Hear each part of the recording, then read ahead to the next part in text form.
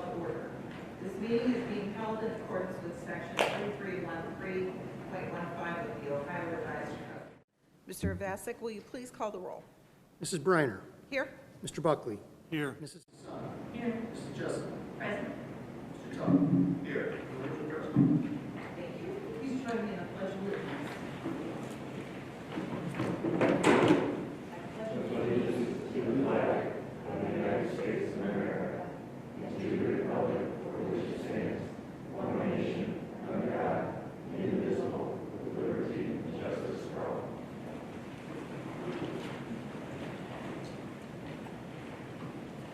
I would like to welcome everyone to the May 11, 2021 regular meeting of the Mentor Accepted Village Board of Education. Prior to this evening, each board member has received for the review and consideration the agenda and materials associated with each agenda item for the board's approval via the district's paperless Board of Education agenda system, Board Docs. The public can access the agenda through the school district's website. The agenda is available through the district's website for public viewing the Sunday evening prior to the board meeting. Board members have the opportunity to call the superintendent and interim treasurer for information concerning agenda items and to request, if needed, additional information. There are two places on the agenda when the board entertains comments from the community. The first hearing of the public is dedicated to those who wish to address the board on agenda items only. The second hearing of the public is dedicated to those who wish to address the board on any subject, whether it is an item on the agenda or another issue. When addressing the board, please state your name. Comments are limited to 3 minutes. Please address questions to the president. This meeting is being televised on a delayed basis and will be shown on Spectrum Cable Channel 1026 in Mentor and Channel 1025 in Mentor on the Lake. This meeting is also being videotaped and will be shown on our YouTube channel, Cardinal TV, Mentor, Ohio. Please place your mobile telephones on silent during the meeting. At this time, I would ask if everyone could please observe a moment of silence to remember Mentor High School student Julian Katori, who recently passed away.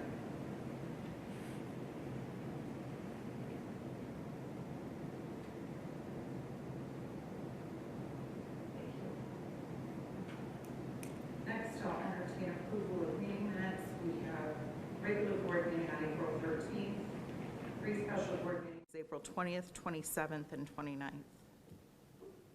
So moved. Second. Please call the roll. Mr. Buckley.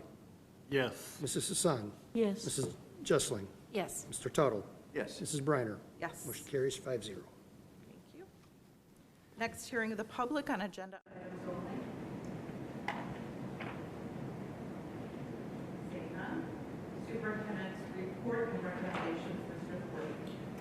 Thank you. Good evening, Madam President, members of the board. I have the following recommendations listed under the consent agenda and recommend approval of items 5A1 through 5A3. So moved. Second. Did we get a second? I didn't hear second. We got one? Hassan. Please call the roll. Mr. Buckley. Yes. Mrs. Hassan. Yes. Mrs. Jessling. Yes. Mr. Tuttle. Yes. Mrs. Briner. Yes. Motion carries 5-0. Thank you. Madam President, members of the board, I would like to invite Mr. Hammond to the podium to recognize the outstanding academic achievement of our middle school science Olympiad team. Thank you, Mr. Porter. Good evening, Madam President, members of the board, Mr. Porter, and Mr. Vasic. This evening, it's my great pleasure to recognize our middle school science Olympiad students and advisors that qualified for the state competition. This year, the Science Olympiad State Tournament was held virtually in April. The middle school division ended up with 42 competing teams. Shore finished in 15th place overall. They won 2 third place or bronze medals. They had a 4th, a 5th, a 6th, and a 10th place showing. Their advisors are Mrs. Elizabeth Murray and Mrs. Michelle Pugh. Memorial finished in 8th place overall. They won 2 silver medals for 2nd place. They had 2 4th place finishes and 2 6th place finishes. Advisors are Mrs. Kim Driscoll and Mrs. Leah Malik. At this time, I would like to share the names of the team members at each middle school, starting with Memorial.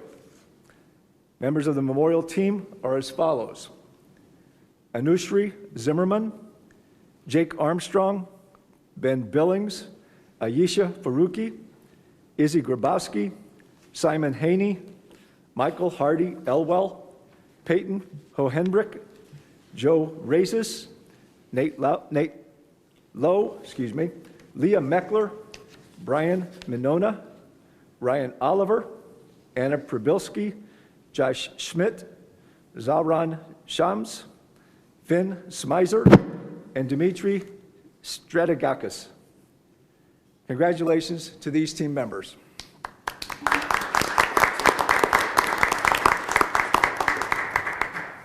And now the members of the shore team: Aiden Claremont, Biagio DiCiaccio, Aiden Duraney, Bella Franklin, Emily Gerard, Abby Horvath, Parker Husted, Haley Kruger, Robbie Land, Caitlin Morris, Anag Narayanan, Landon O'Patterney, David Scott, Colby Spleet, Mally Tehan, and James Thelman. Please help me congratulate these team members as well. Congratulations to all these students who worked incredibly hard in preparing for the state competition and showing great results, especially under virtual conditions. Great season to all of them. Thank you also to our coaches who are our teachers or parents. They give up their time each week to prepare students for their event. These coaches are a huge factor in the success of our Science Olympiad teams. In addition, a special shout out to our parents for all their support through the season. Thank you to all of them. They contribute in some way and most definitely make a difference. And speaking on behalf of the advisors and all the coaches and team members, they were very thankful for the opportunity to continue Science Olympiad virtual competitions during this most uncertain and challenging year. They would like to thank the members of the board for all their support. Thank you. Thank you, Mr. Hammond. Madam President and members of the board, at this time I would like to invite Mr. Crowe to the podium to recognize the outstanding academic achievement of our high school Science Olympiad team, as well as our Mentor High School Sparkle cheerleaders. Thank you.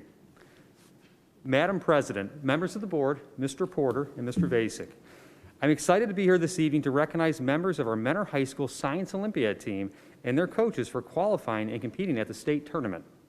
Our students battled all season at numerous events and worked countless hours after school, on weekends, and over holiday breaks. Science Olympiad has been recognized as a premier science competition in which students prove their science, technology, engineering, and math STEM skills. Despite the hardships and adjustments to this school year, students competing in our Science Olympiad team persevered and had yet another incredible season. Unique to this year, all competitions were virtual, which brought teams from all over the country.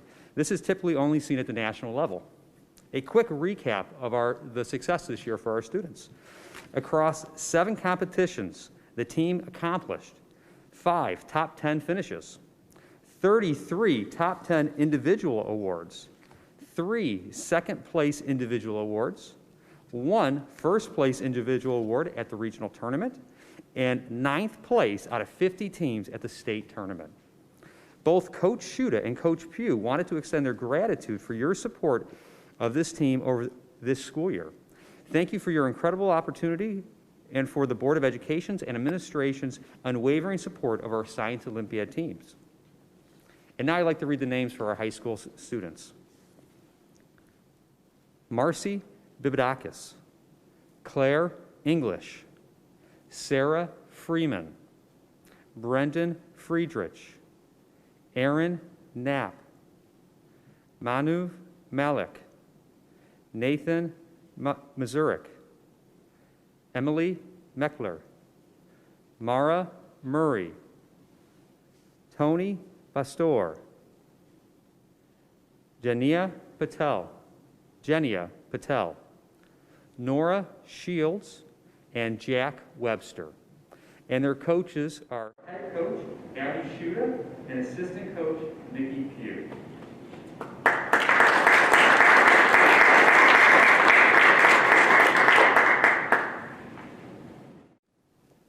Next, I'd like to talk about our Sparkles cheerleading team. It is hard to believe our Sparkles cheerleading team, now such an integral part of the high school and school system, is celebrating its 10-year anniversary. Just over 10 years ago, Heather Ambrose, the first and only head coach Sparkles has had, visited a private gym and saw a group of students, some students with special needs and other peers working together as teammates and partners on a cheer squad, and thought, why can't that happen here at Menor High School? Heather then approached former superintendent Dr. Jacqueline Owens about creating this group and was given the go-ahead. Over the past 10 years, hundreds of students participated on the Sparkle cheerleading team, and many more have benefited from their existence and message of acceptance and inclusivity. The Sparkle started with 12 students and has grown to over 50 students. Students on the team are Menor School students with special needs, ages 10 and up, and partners from Menor High School. The team is inclusive and brings all students together to practice, cheer at games, enjoy social get-togethers such as parties and team dinners. Sparkles practice twice per week and cheer weekly on Friday or Saturday, typically at football and basketball games, and other special events such as the Buddy Walk and Kick the Cure. Speaking with parents of students on Sparkles, it is clear the impact has been amazing. What stands out is how much socially their children have grown with all their peers. Sparkles is a place where students can be themselves, be connected to others, and instills a sense of pride. Trophies, letters, and banners from Sparkles hang in our kids' homes. It is a happy place for kids where they develop and nurture friendships, social skills, and self-esteem. Going back to Coach Ambrose, when asked what her favorite memory was for Sparkles over the past 10 years, she immediately went back to the first performance and how nervous she was. So the first performance was in front of a crowd at a Friday night home football game with thousands of people in attendance and not knowing what to expect. Our high school student section and community at that game cheered and applauded for our Sparkle cheerleaders and could not be more supportive. It is that support and encouragement from the first game that we have seen carry over into our classrooms, lunchrooms, and school buildings and communities. This comes directly from the American Cheerleading Organization and cannot be more true. Creating a Sparkle Effect Squad is an incredible and rewarding experience for everyone involved.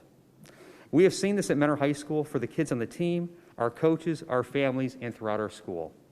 Congratulations to our current and past Sparkle cheerleaders, coaches, and families on a remarkable 10 years. Thank you.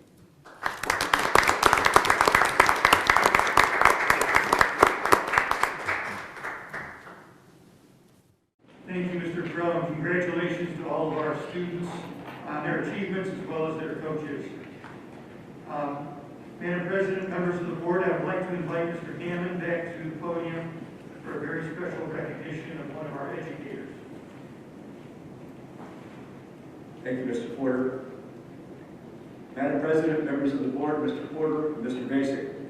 This evening it's my great pleasure to recognize Brittany Dees for being named the 2020 Ohio Elementary PE Teacher of the Year by the OAHPERD, which stands for the Ohio Association for Health, PE, Recreation, and Dance. Brittany is currently the PE teacher at Fairfax Elementary. She also shares teaching responsibilities at Ridge Elementary. Brittany was nominated for this award by her peers. Upon nomination, Brittany had to submit application materials to the OAHPERD Awards Committee for review. Application materials included filling out Teacher of the Year application, Teacher of the Year criteria forms for responses, filling out Shape America application, which I'll talk about in a minute, filling out 2 essay response forms, and submitting 2 letters of recommendation. Based on Brittany's credentials and her extensive professional involvement in the OAHPERD, she was selected for this award. We're proud of the fact that Brittany represents Mentor Schools, and she exudes all the best qualities that we have come to expect from our district employees. On a personal level, I've worked with Brittany this past year in her role as the district elementary PE department chair, and I'm very pleased to see her expertise, her skill set, and her outstanding level of professionalism being recognized in this way. It's so well deserved. By the way, the SHAPE America stands for Society of Health and Physical Educators. It's a nationally based association, and the application that she filled out will now allow Brittany to be considered for the Midwest District Teacher of the Year. Congratulations to Brittany.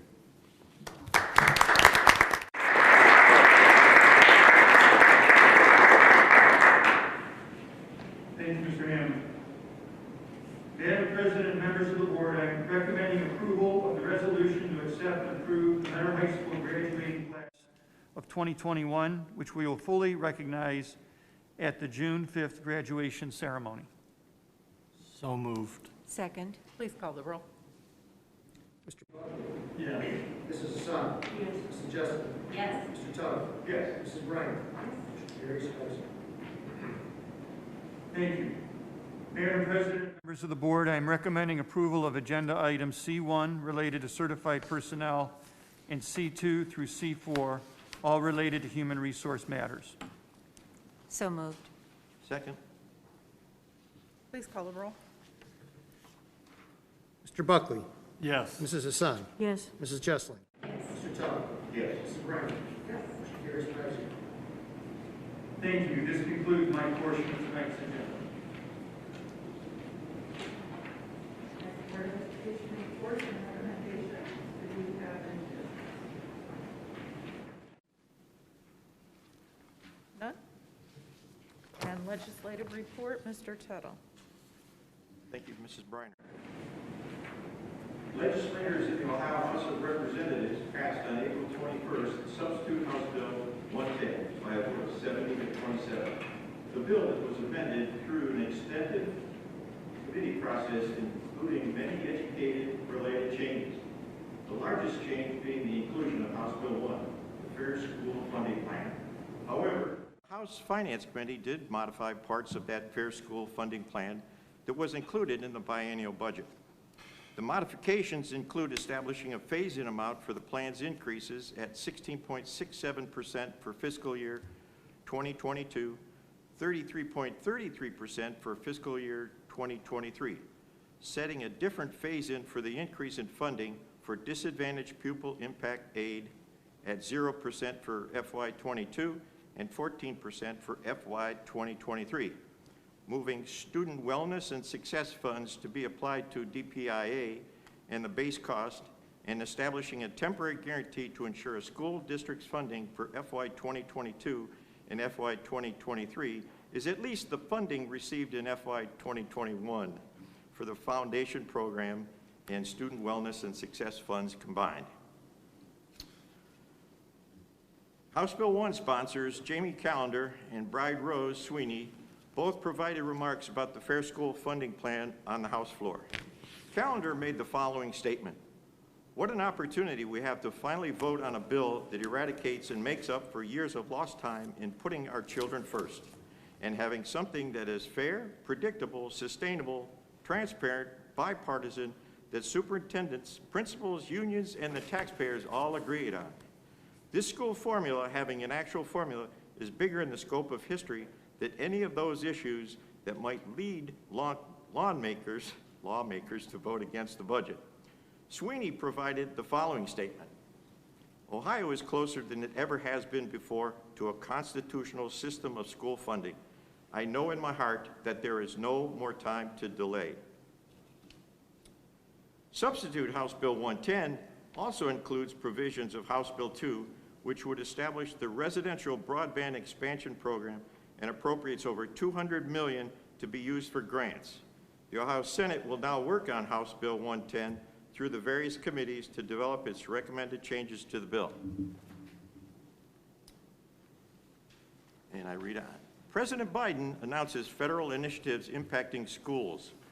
President Joe Biden announced the American Jobs Plan, which is a $2 trillion infrastructure proposal that includes $100 billion to upgrade and build new public schools and $100 billion to help with broadband infrastructure. An alternative infrastructure proposal was announced by Senate Republicans that set overall funding at $568 billion. That's quite a decrease, which would include $65 billion for broadband. Additionally, a second alternative proposal is being discussed by a bipartisan group of congressional members in both the U.S. House and the U.S. Senate that potentially would provide $1 trillion in overall spending. Specific details on what the second alternative proposal would fund has yet to be released. On April 28th, President Biden announced the American Families Plan, a $1.8 trillion plan that would provide funding for universal preschool to all 3- and 4-year-olds, provide funding to address teacher shortages, educator development, and increase funding for child nutrition programs. Members of Congress have yet to start negotiating the plan due to the fact that the plan was just recently announced. I'm in all on this. I'm in all on this one. I hope he gets it. House Bill 255, introduced by Rep. Scott Lips, to permit the second publication of a county delinquent property tax list to be made online instead of in the newspaper. This just, to me, smacks of shaming those people who have difficult times paying their taxes. It's already in the newspaper. This is my opinion. It's already published in the newspaper. People can buy the paper. Some people don't even read it. The list is long, many pages. Probably over 1,000 people on that list. Maybe not that much, but I'm totally against that. Anything online is just shaming people. We need to help them pay their taxes as opposed to Shame them. And I go on. House Bill 264, introduced by Reps. Monique Smith and Lisa Sobecki, to change a provision of temporary law that modifies municipal income tax employer withholding rules for COVID-19 related work-from-home employees. This topic is still not be settled, as you can tell by that. And it affects those who work at home. House Bill 290, introduced by Reps. Reardon McLean and Marilyn John, to establish a school funding formula that allows families to choose the option for all computer funding amounts associated with the student's education to follow them to the public or non-public school they attend.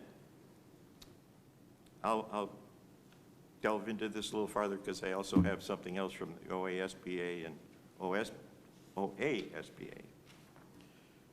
SB 166, introduced by Bill Reinecke, to allow students, including those attending career technical schools, to use a driver's education course towards graduation requirements, to establish the student pathways for career success grant programs. Over the years, you've all heard me say this before, I'm all in on the career tech, in addition to all the education we do, but we cannot forget those students. Senate Bill 168, introduced by Hoagland, to establish the Ohio Mobile Training Team program that provides basic firearm training programs to school safety designees and includes quarterly training required for continued certification. Just a very simple fact of those two sentences, or that one long sentence, just totally blows my mind. Why would we want somebody with what they call basic firearm training programs in our hallways of our public schools, or any schools for that matter? I welcome anybody's comment on that. Let me go back to House Bill 290, if I may, please. I know Ms. Chisling asked me if I would delve into that. So I'll read a paragraph from those, well, actually, this first thing I'm going to read is from what we got from Kevin Miller, BASA, Jennifer Hoag, OSBA, Katie Johnson, OASBO. This is to tell House members to stop House Bill 290, but it's also meant for us as well as board members and administrators. House Bill 290, the backpack bill, is sponsored by Reps. Reardon McLean and Marilyn Johnson.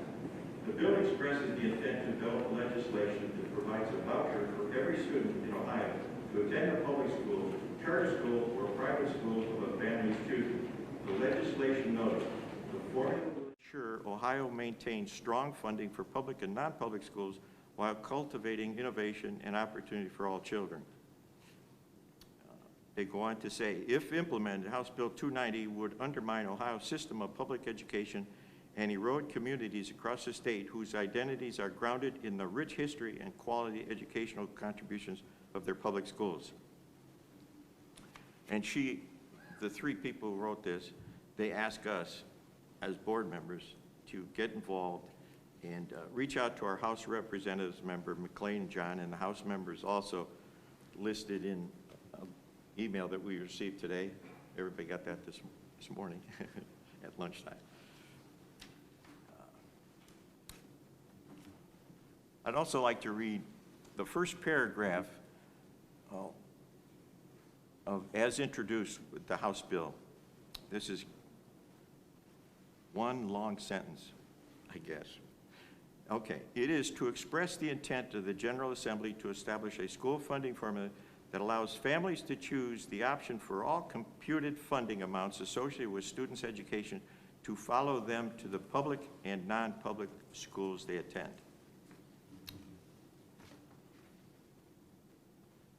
And first paragraph from the two House of Representatives who promoted this bill. They say, we have now passed a robust school funding overhaul that takes large strides towards identifying costs associated in the education of each Ohio child. This process has worked hard to define the large sums of money required to fairly fund our systems. But as we finalize this process, I believe that there is more for us to accomplish. Not only should we be asking the question of how much money to put into our education system, but also ways we can use that money to improve outcomes for Ohio children. Families often send their children to their local school district because they have no other funded option. And the schools guaranteed to have classrooms full of students lack the incentive to produce higher standards. I'm not going to go on any more on that, and that is so negative and untrue, and just they're driving public schools. You know, we do the very, very best, and our students show that in other school systems as well. But there seems to be a push. I'm not going to go any further with that. Ginny, you comment? No, that was exactly the same thought I had.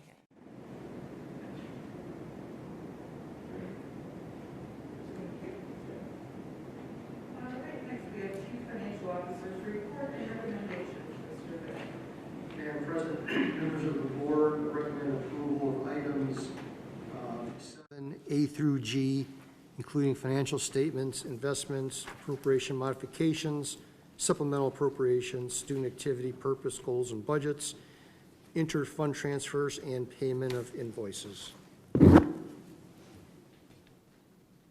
So moved. Second? Please call the roll. Mr. Buckley, Yes. Mrs. Hassan, Yes. Mrs. Jesselin, Yes. Mr. Tuttle, Yes. Mrs. Briner. Yes. Motion carries 5-0. Item H1 is a resolution to adopt the May update to the 5-year forecast, and if I may say a few words about it. As the board knows, the annual 5-year forecast is adopted every November. The May update is basically just what it says. It's an update of the November forecast, so we typically input any new factors or new data that we know or changes that we feel we must make to the November forecast. Before I go any further, I need to mention to the board that I made one change today and submitted an amended forecast. I put on board docs this afternoon. I left a copy on your table. Basically, I was previously incorrect about the timing of the triennial update for the property taxes. So I made that correction and actually improved our numbers a little bit. So I needed to mention that. When you look at the numbers, you notice that there has been some improvement. A lot of those are due to the actual numbers that are coming in for this current fiscal year. A lot of the changes typically in a May forecast is in the current fiscal year because we've already gone through 10 of the 12 months in the fiscal year, so those numbers are pretty accurate. Specifically, some of the improvements include our real estate revenues. In spite of effects of the pandemic, our collections are still very strong. Delinquency collections are strong. So the actual real estate numbers came in a little higher than forecasted. The board might remember last fiscal year, the state cut state foundation funding due to the pandemic economy. Well, the economy has rebounded and the state basically reinstated those cuts in February this year. So that put back another $1.3 million our current fiscal year. And each year in the forecast is being built off of that. And lastly, we budgeted the year based on normal school operations. And obviously there was, in many areas, a lot less activity than a normal school year. So our basic operating costs were not as much as usual. With all that said, and those numbers improving, we are still looking at an operating deficit at the end of this fiscal year of about $5.6 million. This is the first year of the operating deficit, and it's no surprise. And that's how school funding works, as you all know, basically being on revenue being static and expenses obviously increase over time, that we get to that point where expenditures exceed revenue. So we're beginning operating deficits this year, and we'll continue to do so and start to eat away at our fund balances in the upcoming years. As far as the key assumptions, really saw no reason to change any of the key assumptions, such as the inflationary rates built in for the various categories. Those remain the same. A couple areas I did change. I bumped up our real estate collections based on the last 2 years of strong collections and delinquent collections. The state foundation, Mr. Tuttle reported on House Bill 110, the state budget and the funding formula. A simulation was run for what came out of the House, and in that simulation it showed the better schools received an additional 13.7% revenues phased in over 6 years. So that averages out, and I know they're not parceling it out evenly, but it averages out to 2.3% per year. Now that budget is now with the Senate, and most likely there will be some changes. We don't know what changes. And then after the Senate, it kind of goes behind closed doors to a small group, and that's when final decisions are made. Anyhow, I built in an annual increase of 1.5. Figure it's a little bit more conservative than the House version at 2.3 per year. So I have 1.5% increase built in the state foundation. Lastly, there will be a slight staff increase due to ongoing COVID-related needs. We need to add 4.5 certified staff and 5 support staff beginning next year, and I assume that staffing will remain static beyond that. Looking at the bottom line, again, revenues will remain static. We're looking at about $15.8 million of general fund revenues this year. The subsequent 4 years, we're showing just under 15 million, low 14 millions to high 14 millions, but basically static through those years. Expenditures, we are projecting $111.3 million this year and increasing it each year up until year 5, which is fiscal 25, of $128.2 million. And that works out to an average of about 3.7% a year on the expenditure side. The forecast does reflect in the last year of the forecast, basically the fund balance being used up and required we need to tap into our operating reserve. And with that, we have to answer any questions.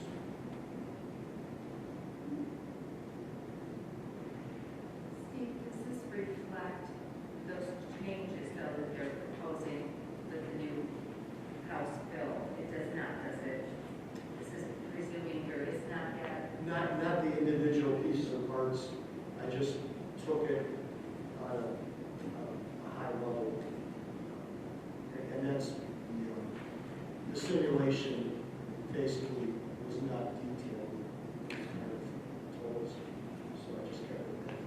Thank you.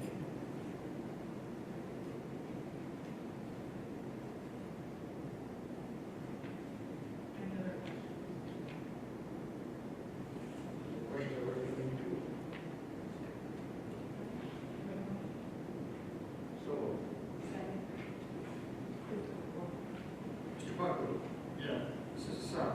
Yes. Mrs. Jessup? Yes. Mr. Tucker? Yes. Mrs. Brown? Yes. Motion carries 5-0. Thank you. Any unfinished business?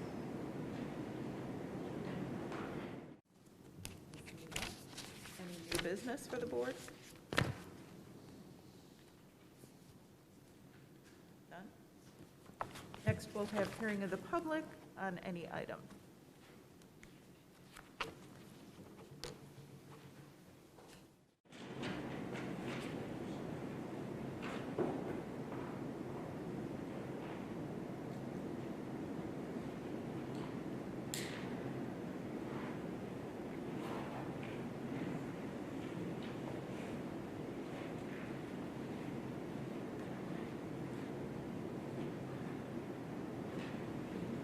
Madam President, members of the board, Bill, certainly appreciate the opportunity to come in tonight. My name is Doug Ute.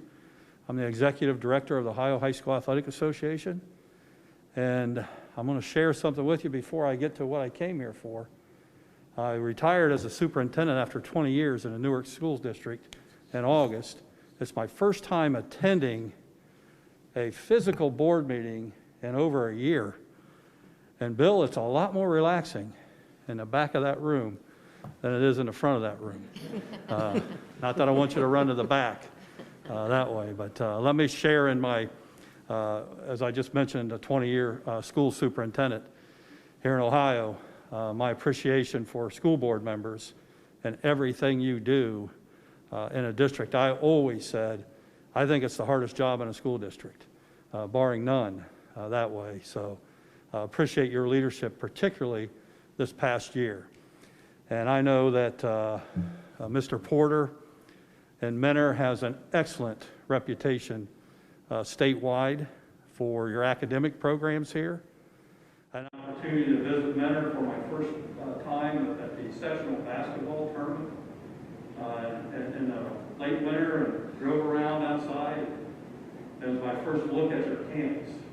And then tonight, going out and watch a little bit of softball game. I'm glad nobody from Newark ever came and watched a softball game here, because they would have wanted me to put a field in like that. Fabulous facilities. And I commend you for that. Your student athletes are put in a great situation here, so you're to be commended for that. So thanks for what you do. I'm here tonight to recognize our board president and your athletic administrator, Mr. Casella. Jeff has been a longtime member of the Northeast District Athletic Board, and the past 3 years, he's been a member of our state. This past year, served as president.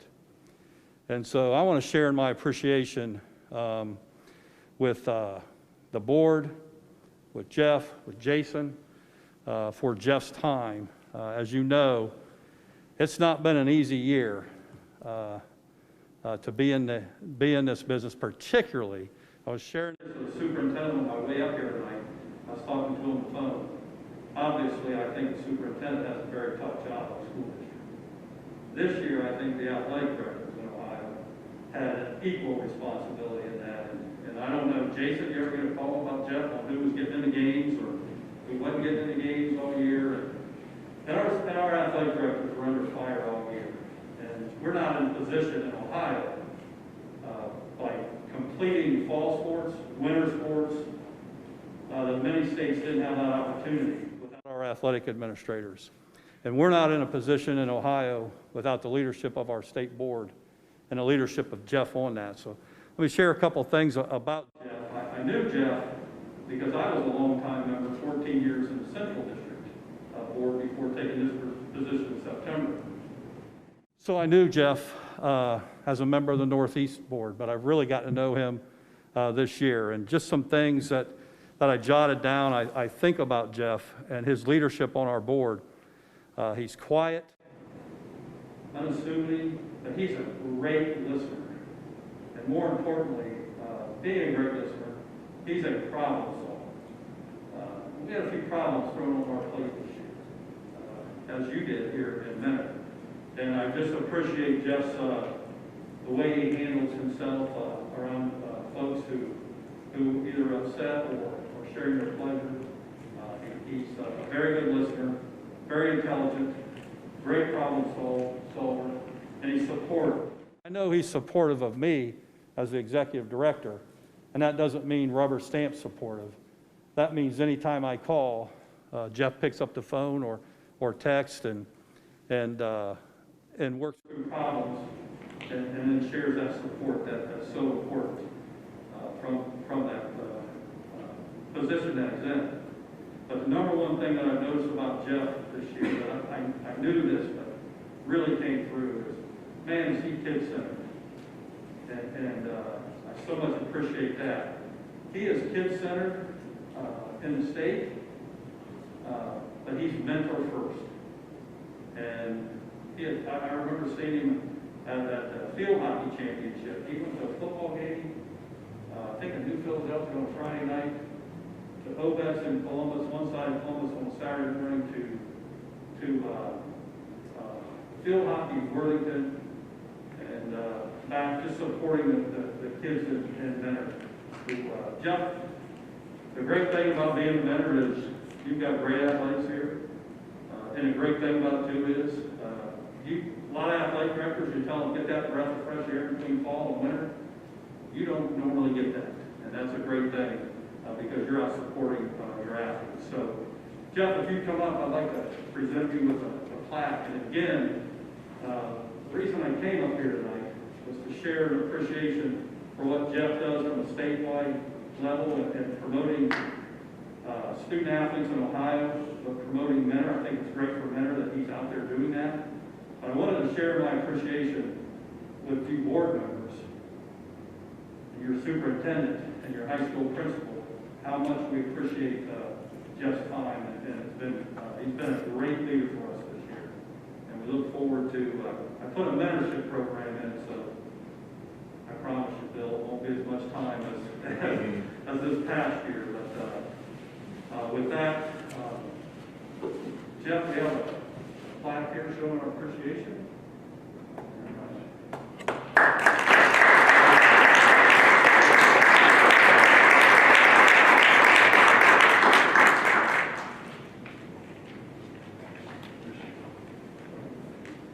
Thank you for your time.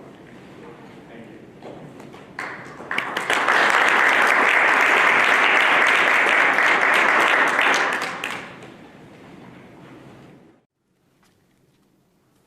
Thank you and congratulations, Jeff. Do we have any other hearing of the public? Okay, seeing none, we'll move on.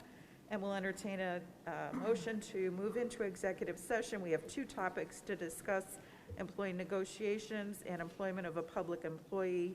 We don't anticipate any votes this evening. So moved. Second. Hassan. Yes. Mrs. Jessup. Yes. Mr. Talk. Yes. Mrs. Brown. Yes. Motion carries 5-0.